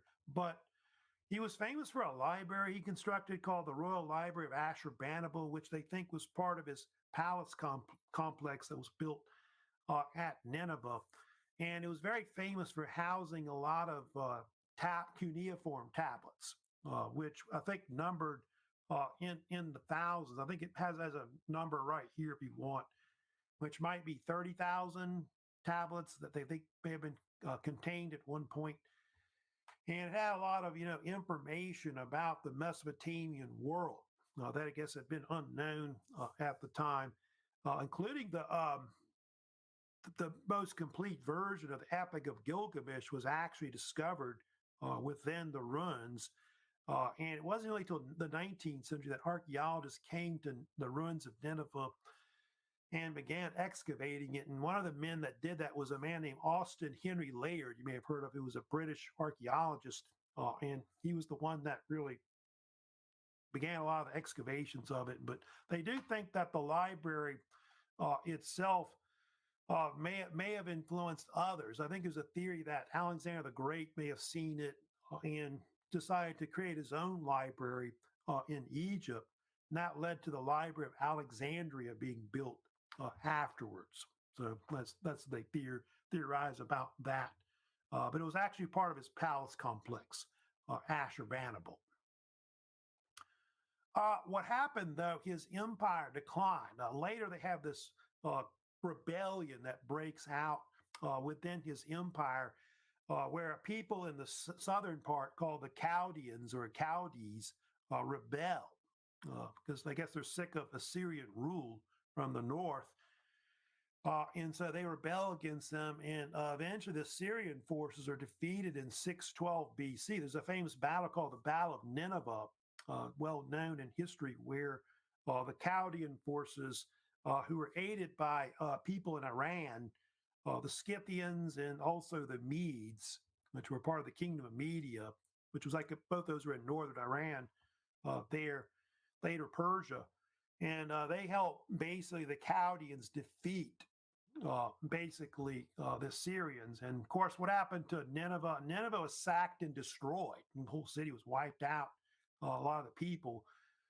And so nobody ever lived there afterwards. So today, like I said, the ruins of Nineveh are, like I said, based where the city of Mosul is in northern Iraq.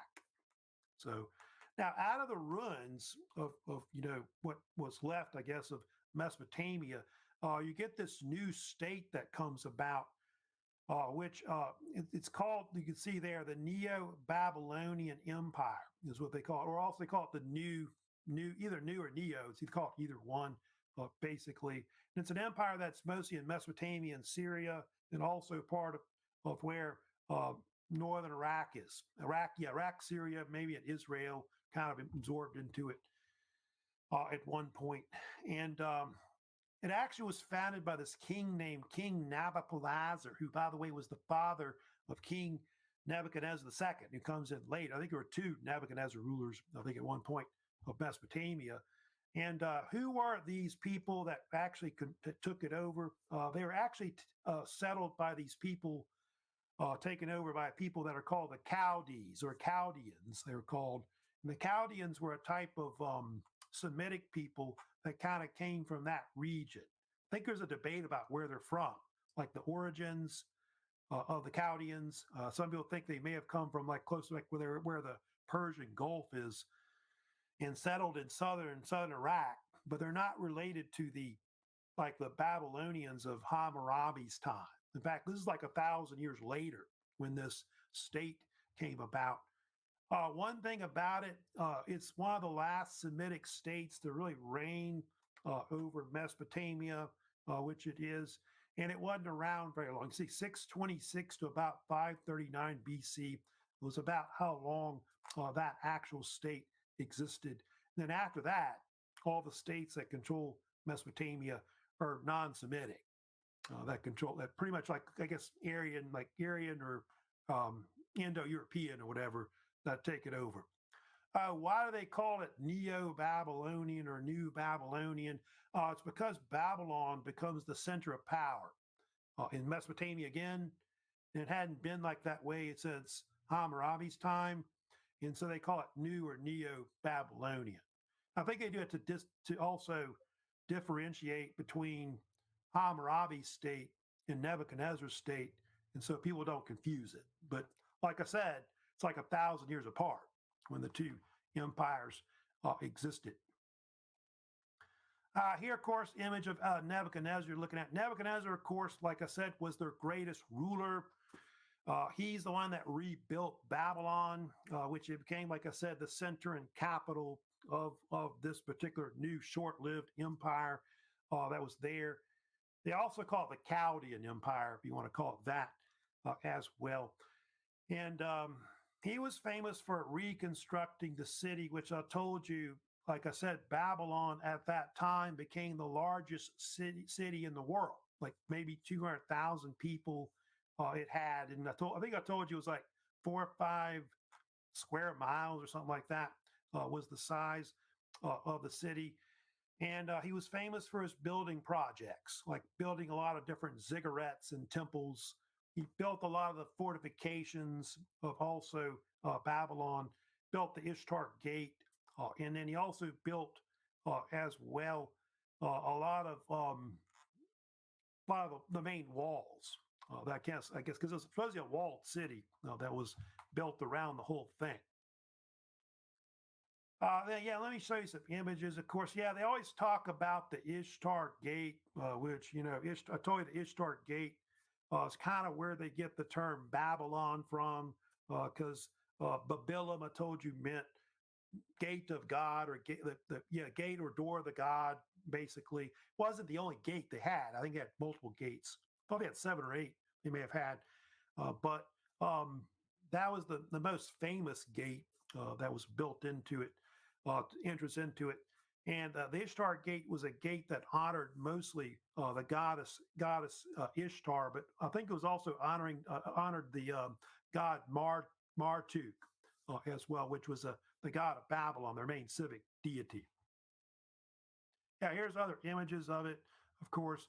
That's actually a replica of the Ishtar Gate, which is at the ruins of Babylon today in Iraq, of course. The original gate actually is not in it's not in Iraq. It's actually in Germany, believe it or not. Apparently, German archaeologists back in the 20th century dismantled the original gate and they brought it to Germany, where it's now in this museum in Berlin called the Pergamon Museum, which is kind of controversial. I'm sure they want their gate back, that kind of thing. But that's the original gate, of course, you're looking at. And it has like bulls and I think dragons on it. Something. It's usually got kind of course, a bluish color to it, you see with the brick. Of course, the other thing he built that's very famous, I think I've mentioned about it before, is Entemenanke, which Entemenanke was considered the largest ziggurat ever constructed in ancient Mesopotamia. And this, like a step pyramid, was a mud brick structure that was built, by the way, to honor the god Marduk. I told you about Marduk, which was the Babylonian god of magic and water. And it's supposed he had a huge statue of that god in the actual temple that was there. And There's kind of debate about how tall it was, but I know they think from statistics on the actual, um, I think from the Bible, they've been able to figure out maybe that it may have been about 50 cubits tall, which would be somewhere between 70 and 80 feet tall. And they think that the sides of it may have been equivalent to it, like maybe all around. And so they think it was the largest one ever built. They do think it was real because they actually, if you look at Google Earth, like on the left, they actually have the bottom of it still there, like the base of it, of where they think Intiminanki was at one point. And that's a kind of a drawing of what they think it may have looked like at one point. It later collapsed in Timananki. Of course, the other thing that's very famous that Nebuchadnezzar is well known for is the Hanging Gardens of Babylon, which they think he constructed during his reign. Hanging Gardens of Babylon, it's not actually mentioned in the Bible. That's what's one interesting one thing about it. It's actually mentioned by Greco-Roman sources predominantly. I think the two main sources are Josephus, who mentions it close to about the first century AD. And then I think there was another author before him named Diodorus of Sicily in the first century BC, also mentioned it as well. And if you know about it, it was one of the Greeks' seven wonders of the world. That it was considered some of the greatest monuments ever constructed in ancient history. And it was built on the east bank of the Euphrates River. You can see there's kind of debate about how tall it was. Some people claim it was, about maybe that tall or whatever, 70, 80 feet tall or something like that may have been kind of equivalent to the. Actually, I think Intiminanki may have been taller, that kind of thing. They're not sure about that, how tall it was, but they do think it was built for his wife. He was a queen who was originally a princess from Media, the kingdom of Media, northern Iran. She had come from a mountainous region, and so he built this lavish palace for her, Hanging Gardens of Babylon. And it was called that because of the fact it had all these greenery of trees that were constructed on it. And it had mechanical waterfalls on top of it that actually fell down. But over time, it collapsed, they think. Of course, I was talking about Saddam Hussein. Yeah, he's done a lot to kind of try and rebuild Babylon, which I think they say he spent something like $500 million. Like I think it was like $500 million in trying to reconstruct it. Which, if you look at this image, which is right here, so it's kind of controversial to him trying to reconstruct it, but he did kind of try to rebuild some of the palace complex of actual Nebuchadnezzar. That you're looking at right there. So never really completed this rebuilding projects, which mostly I think he started in the 1990s when he tried to do this. Here's kind of an aerial view of what he was trying to do with rebuilding it. So yeah, it is kind of controversial, but that's kind of interesting about Saddam, how he's kind of big into antiquities and trying to protect, Iraq's ancient heritage, that kind of thing. But I think a lot of it was also to kind of boost his power and stuff like that by using the past. Of course, some other things that he's also well known for, Nebuchadnezzar, that you always hear about, he's very famous for sacking Jerusalem, what was the state of the kingdom of Judah, which we'll talk about more later about that. But in the early 6th century, basically Judah got laid siege to for like something like 2 or 3 years by Nebuchadnezzar's forces. And the city was destroyed, a lot of it. And so the people, like the actual Jews from the kingdom of Judah, a lot of them were forced into captivity. They were actually brought back to what is Babylonia in the capital of Babylon, where they remained captive for like several decades, like to I think close to about 539 BC. And so it's kind of considered kind of a tragic period in Jewish history, but they do think it's kind of important later because They think that the Babylonian captivity had a major influence on the Jewish faith, also on a lot of the books of the Old Testament that start to kind of get written afterwards because of that. Yeah, and of course, there's a lot of books of the Bible, the Old Testament, that mention, of course, about Nebuchadnezzar's reign. The most famous is the book of Daniel. You've heard about the prophet Daniel, of course, named after Daniel, where my name comes from. One of my favorite stories, Daniel Lion's Den, that kind of thing. But he was one of those citizens that was forced into captivity, that lived under Nebuchadnezzar's reign, and of course he wrote about it, about his life there and so on. But there's other books too: Book of Kings, Book of Chronicles, Book of Jeremiah. Also, I think maybe also the Book of Ezekiel. I think also mentions Nebuchadnezzar. And so Nebuchadnezzar is like a really famous, ruler. He may have been one of the most powerful rulers at that time, not just in Mesopotamia, but maybe in the world overall. What happened to this particular empire, the New Babylonian Empire? Well, it declined after Nebuchadnezzar died. There was like a couple rulers that reigned afterwards, like mostly his sons, and it was ineffective. But what happened was they had another power that was bigger than them, which was the Persian Empire. And the Persian Empire, which came in from Iran, conquered basically Mesopotamia. They also conquered pretty much the rest of the world. I'll kind of show you right here in the Near East. But you can see here, Persia, which is based in Iran, their empire, they would basically absorb most of that region. Turkey was taken next.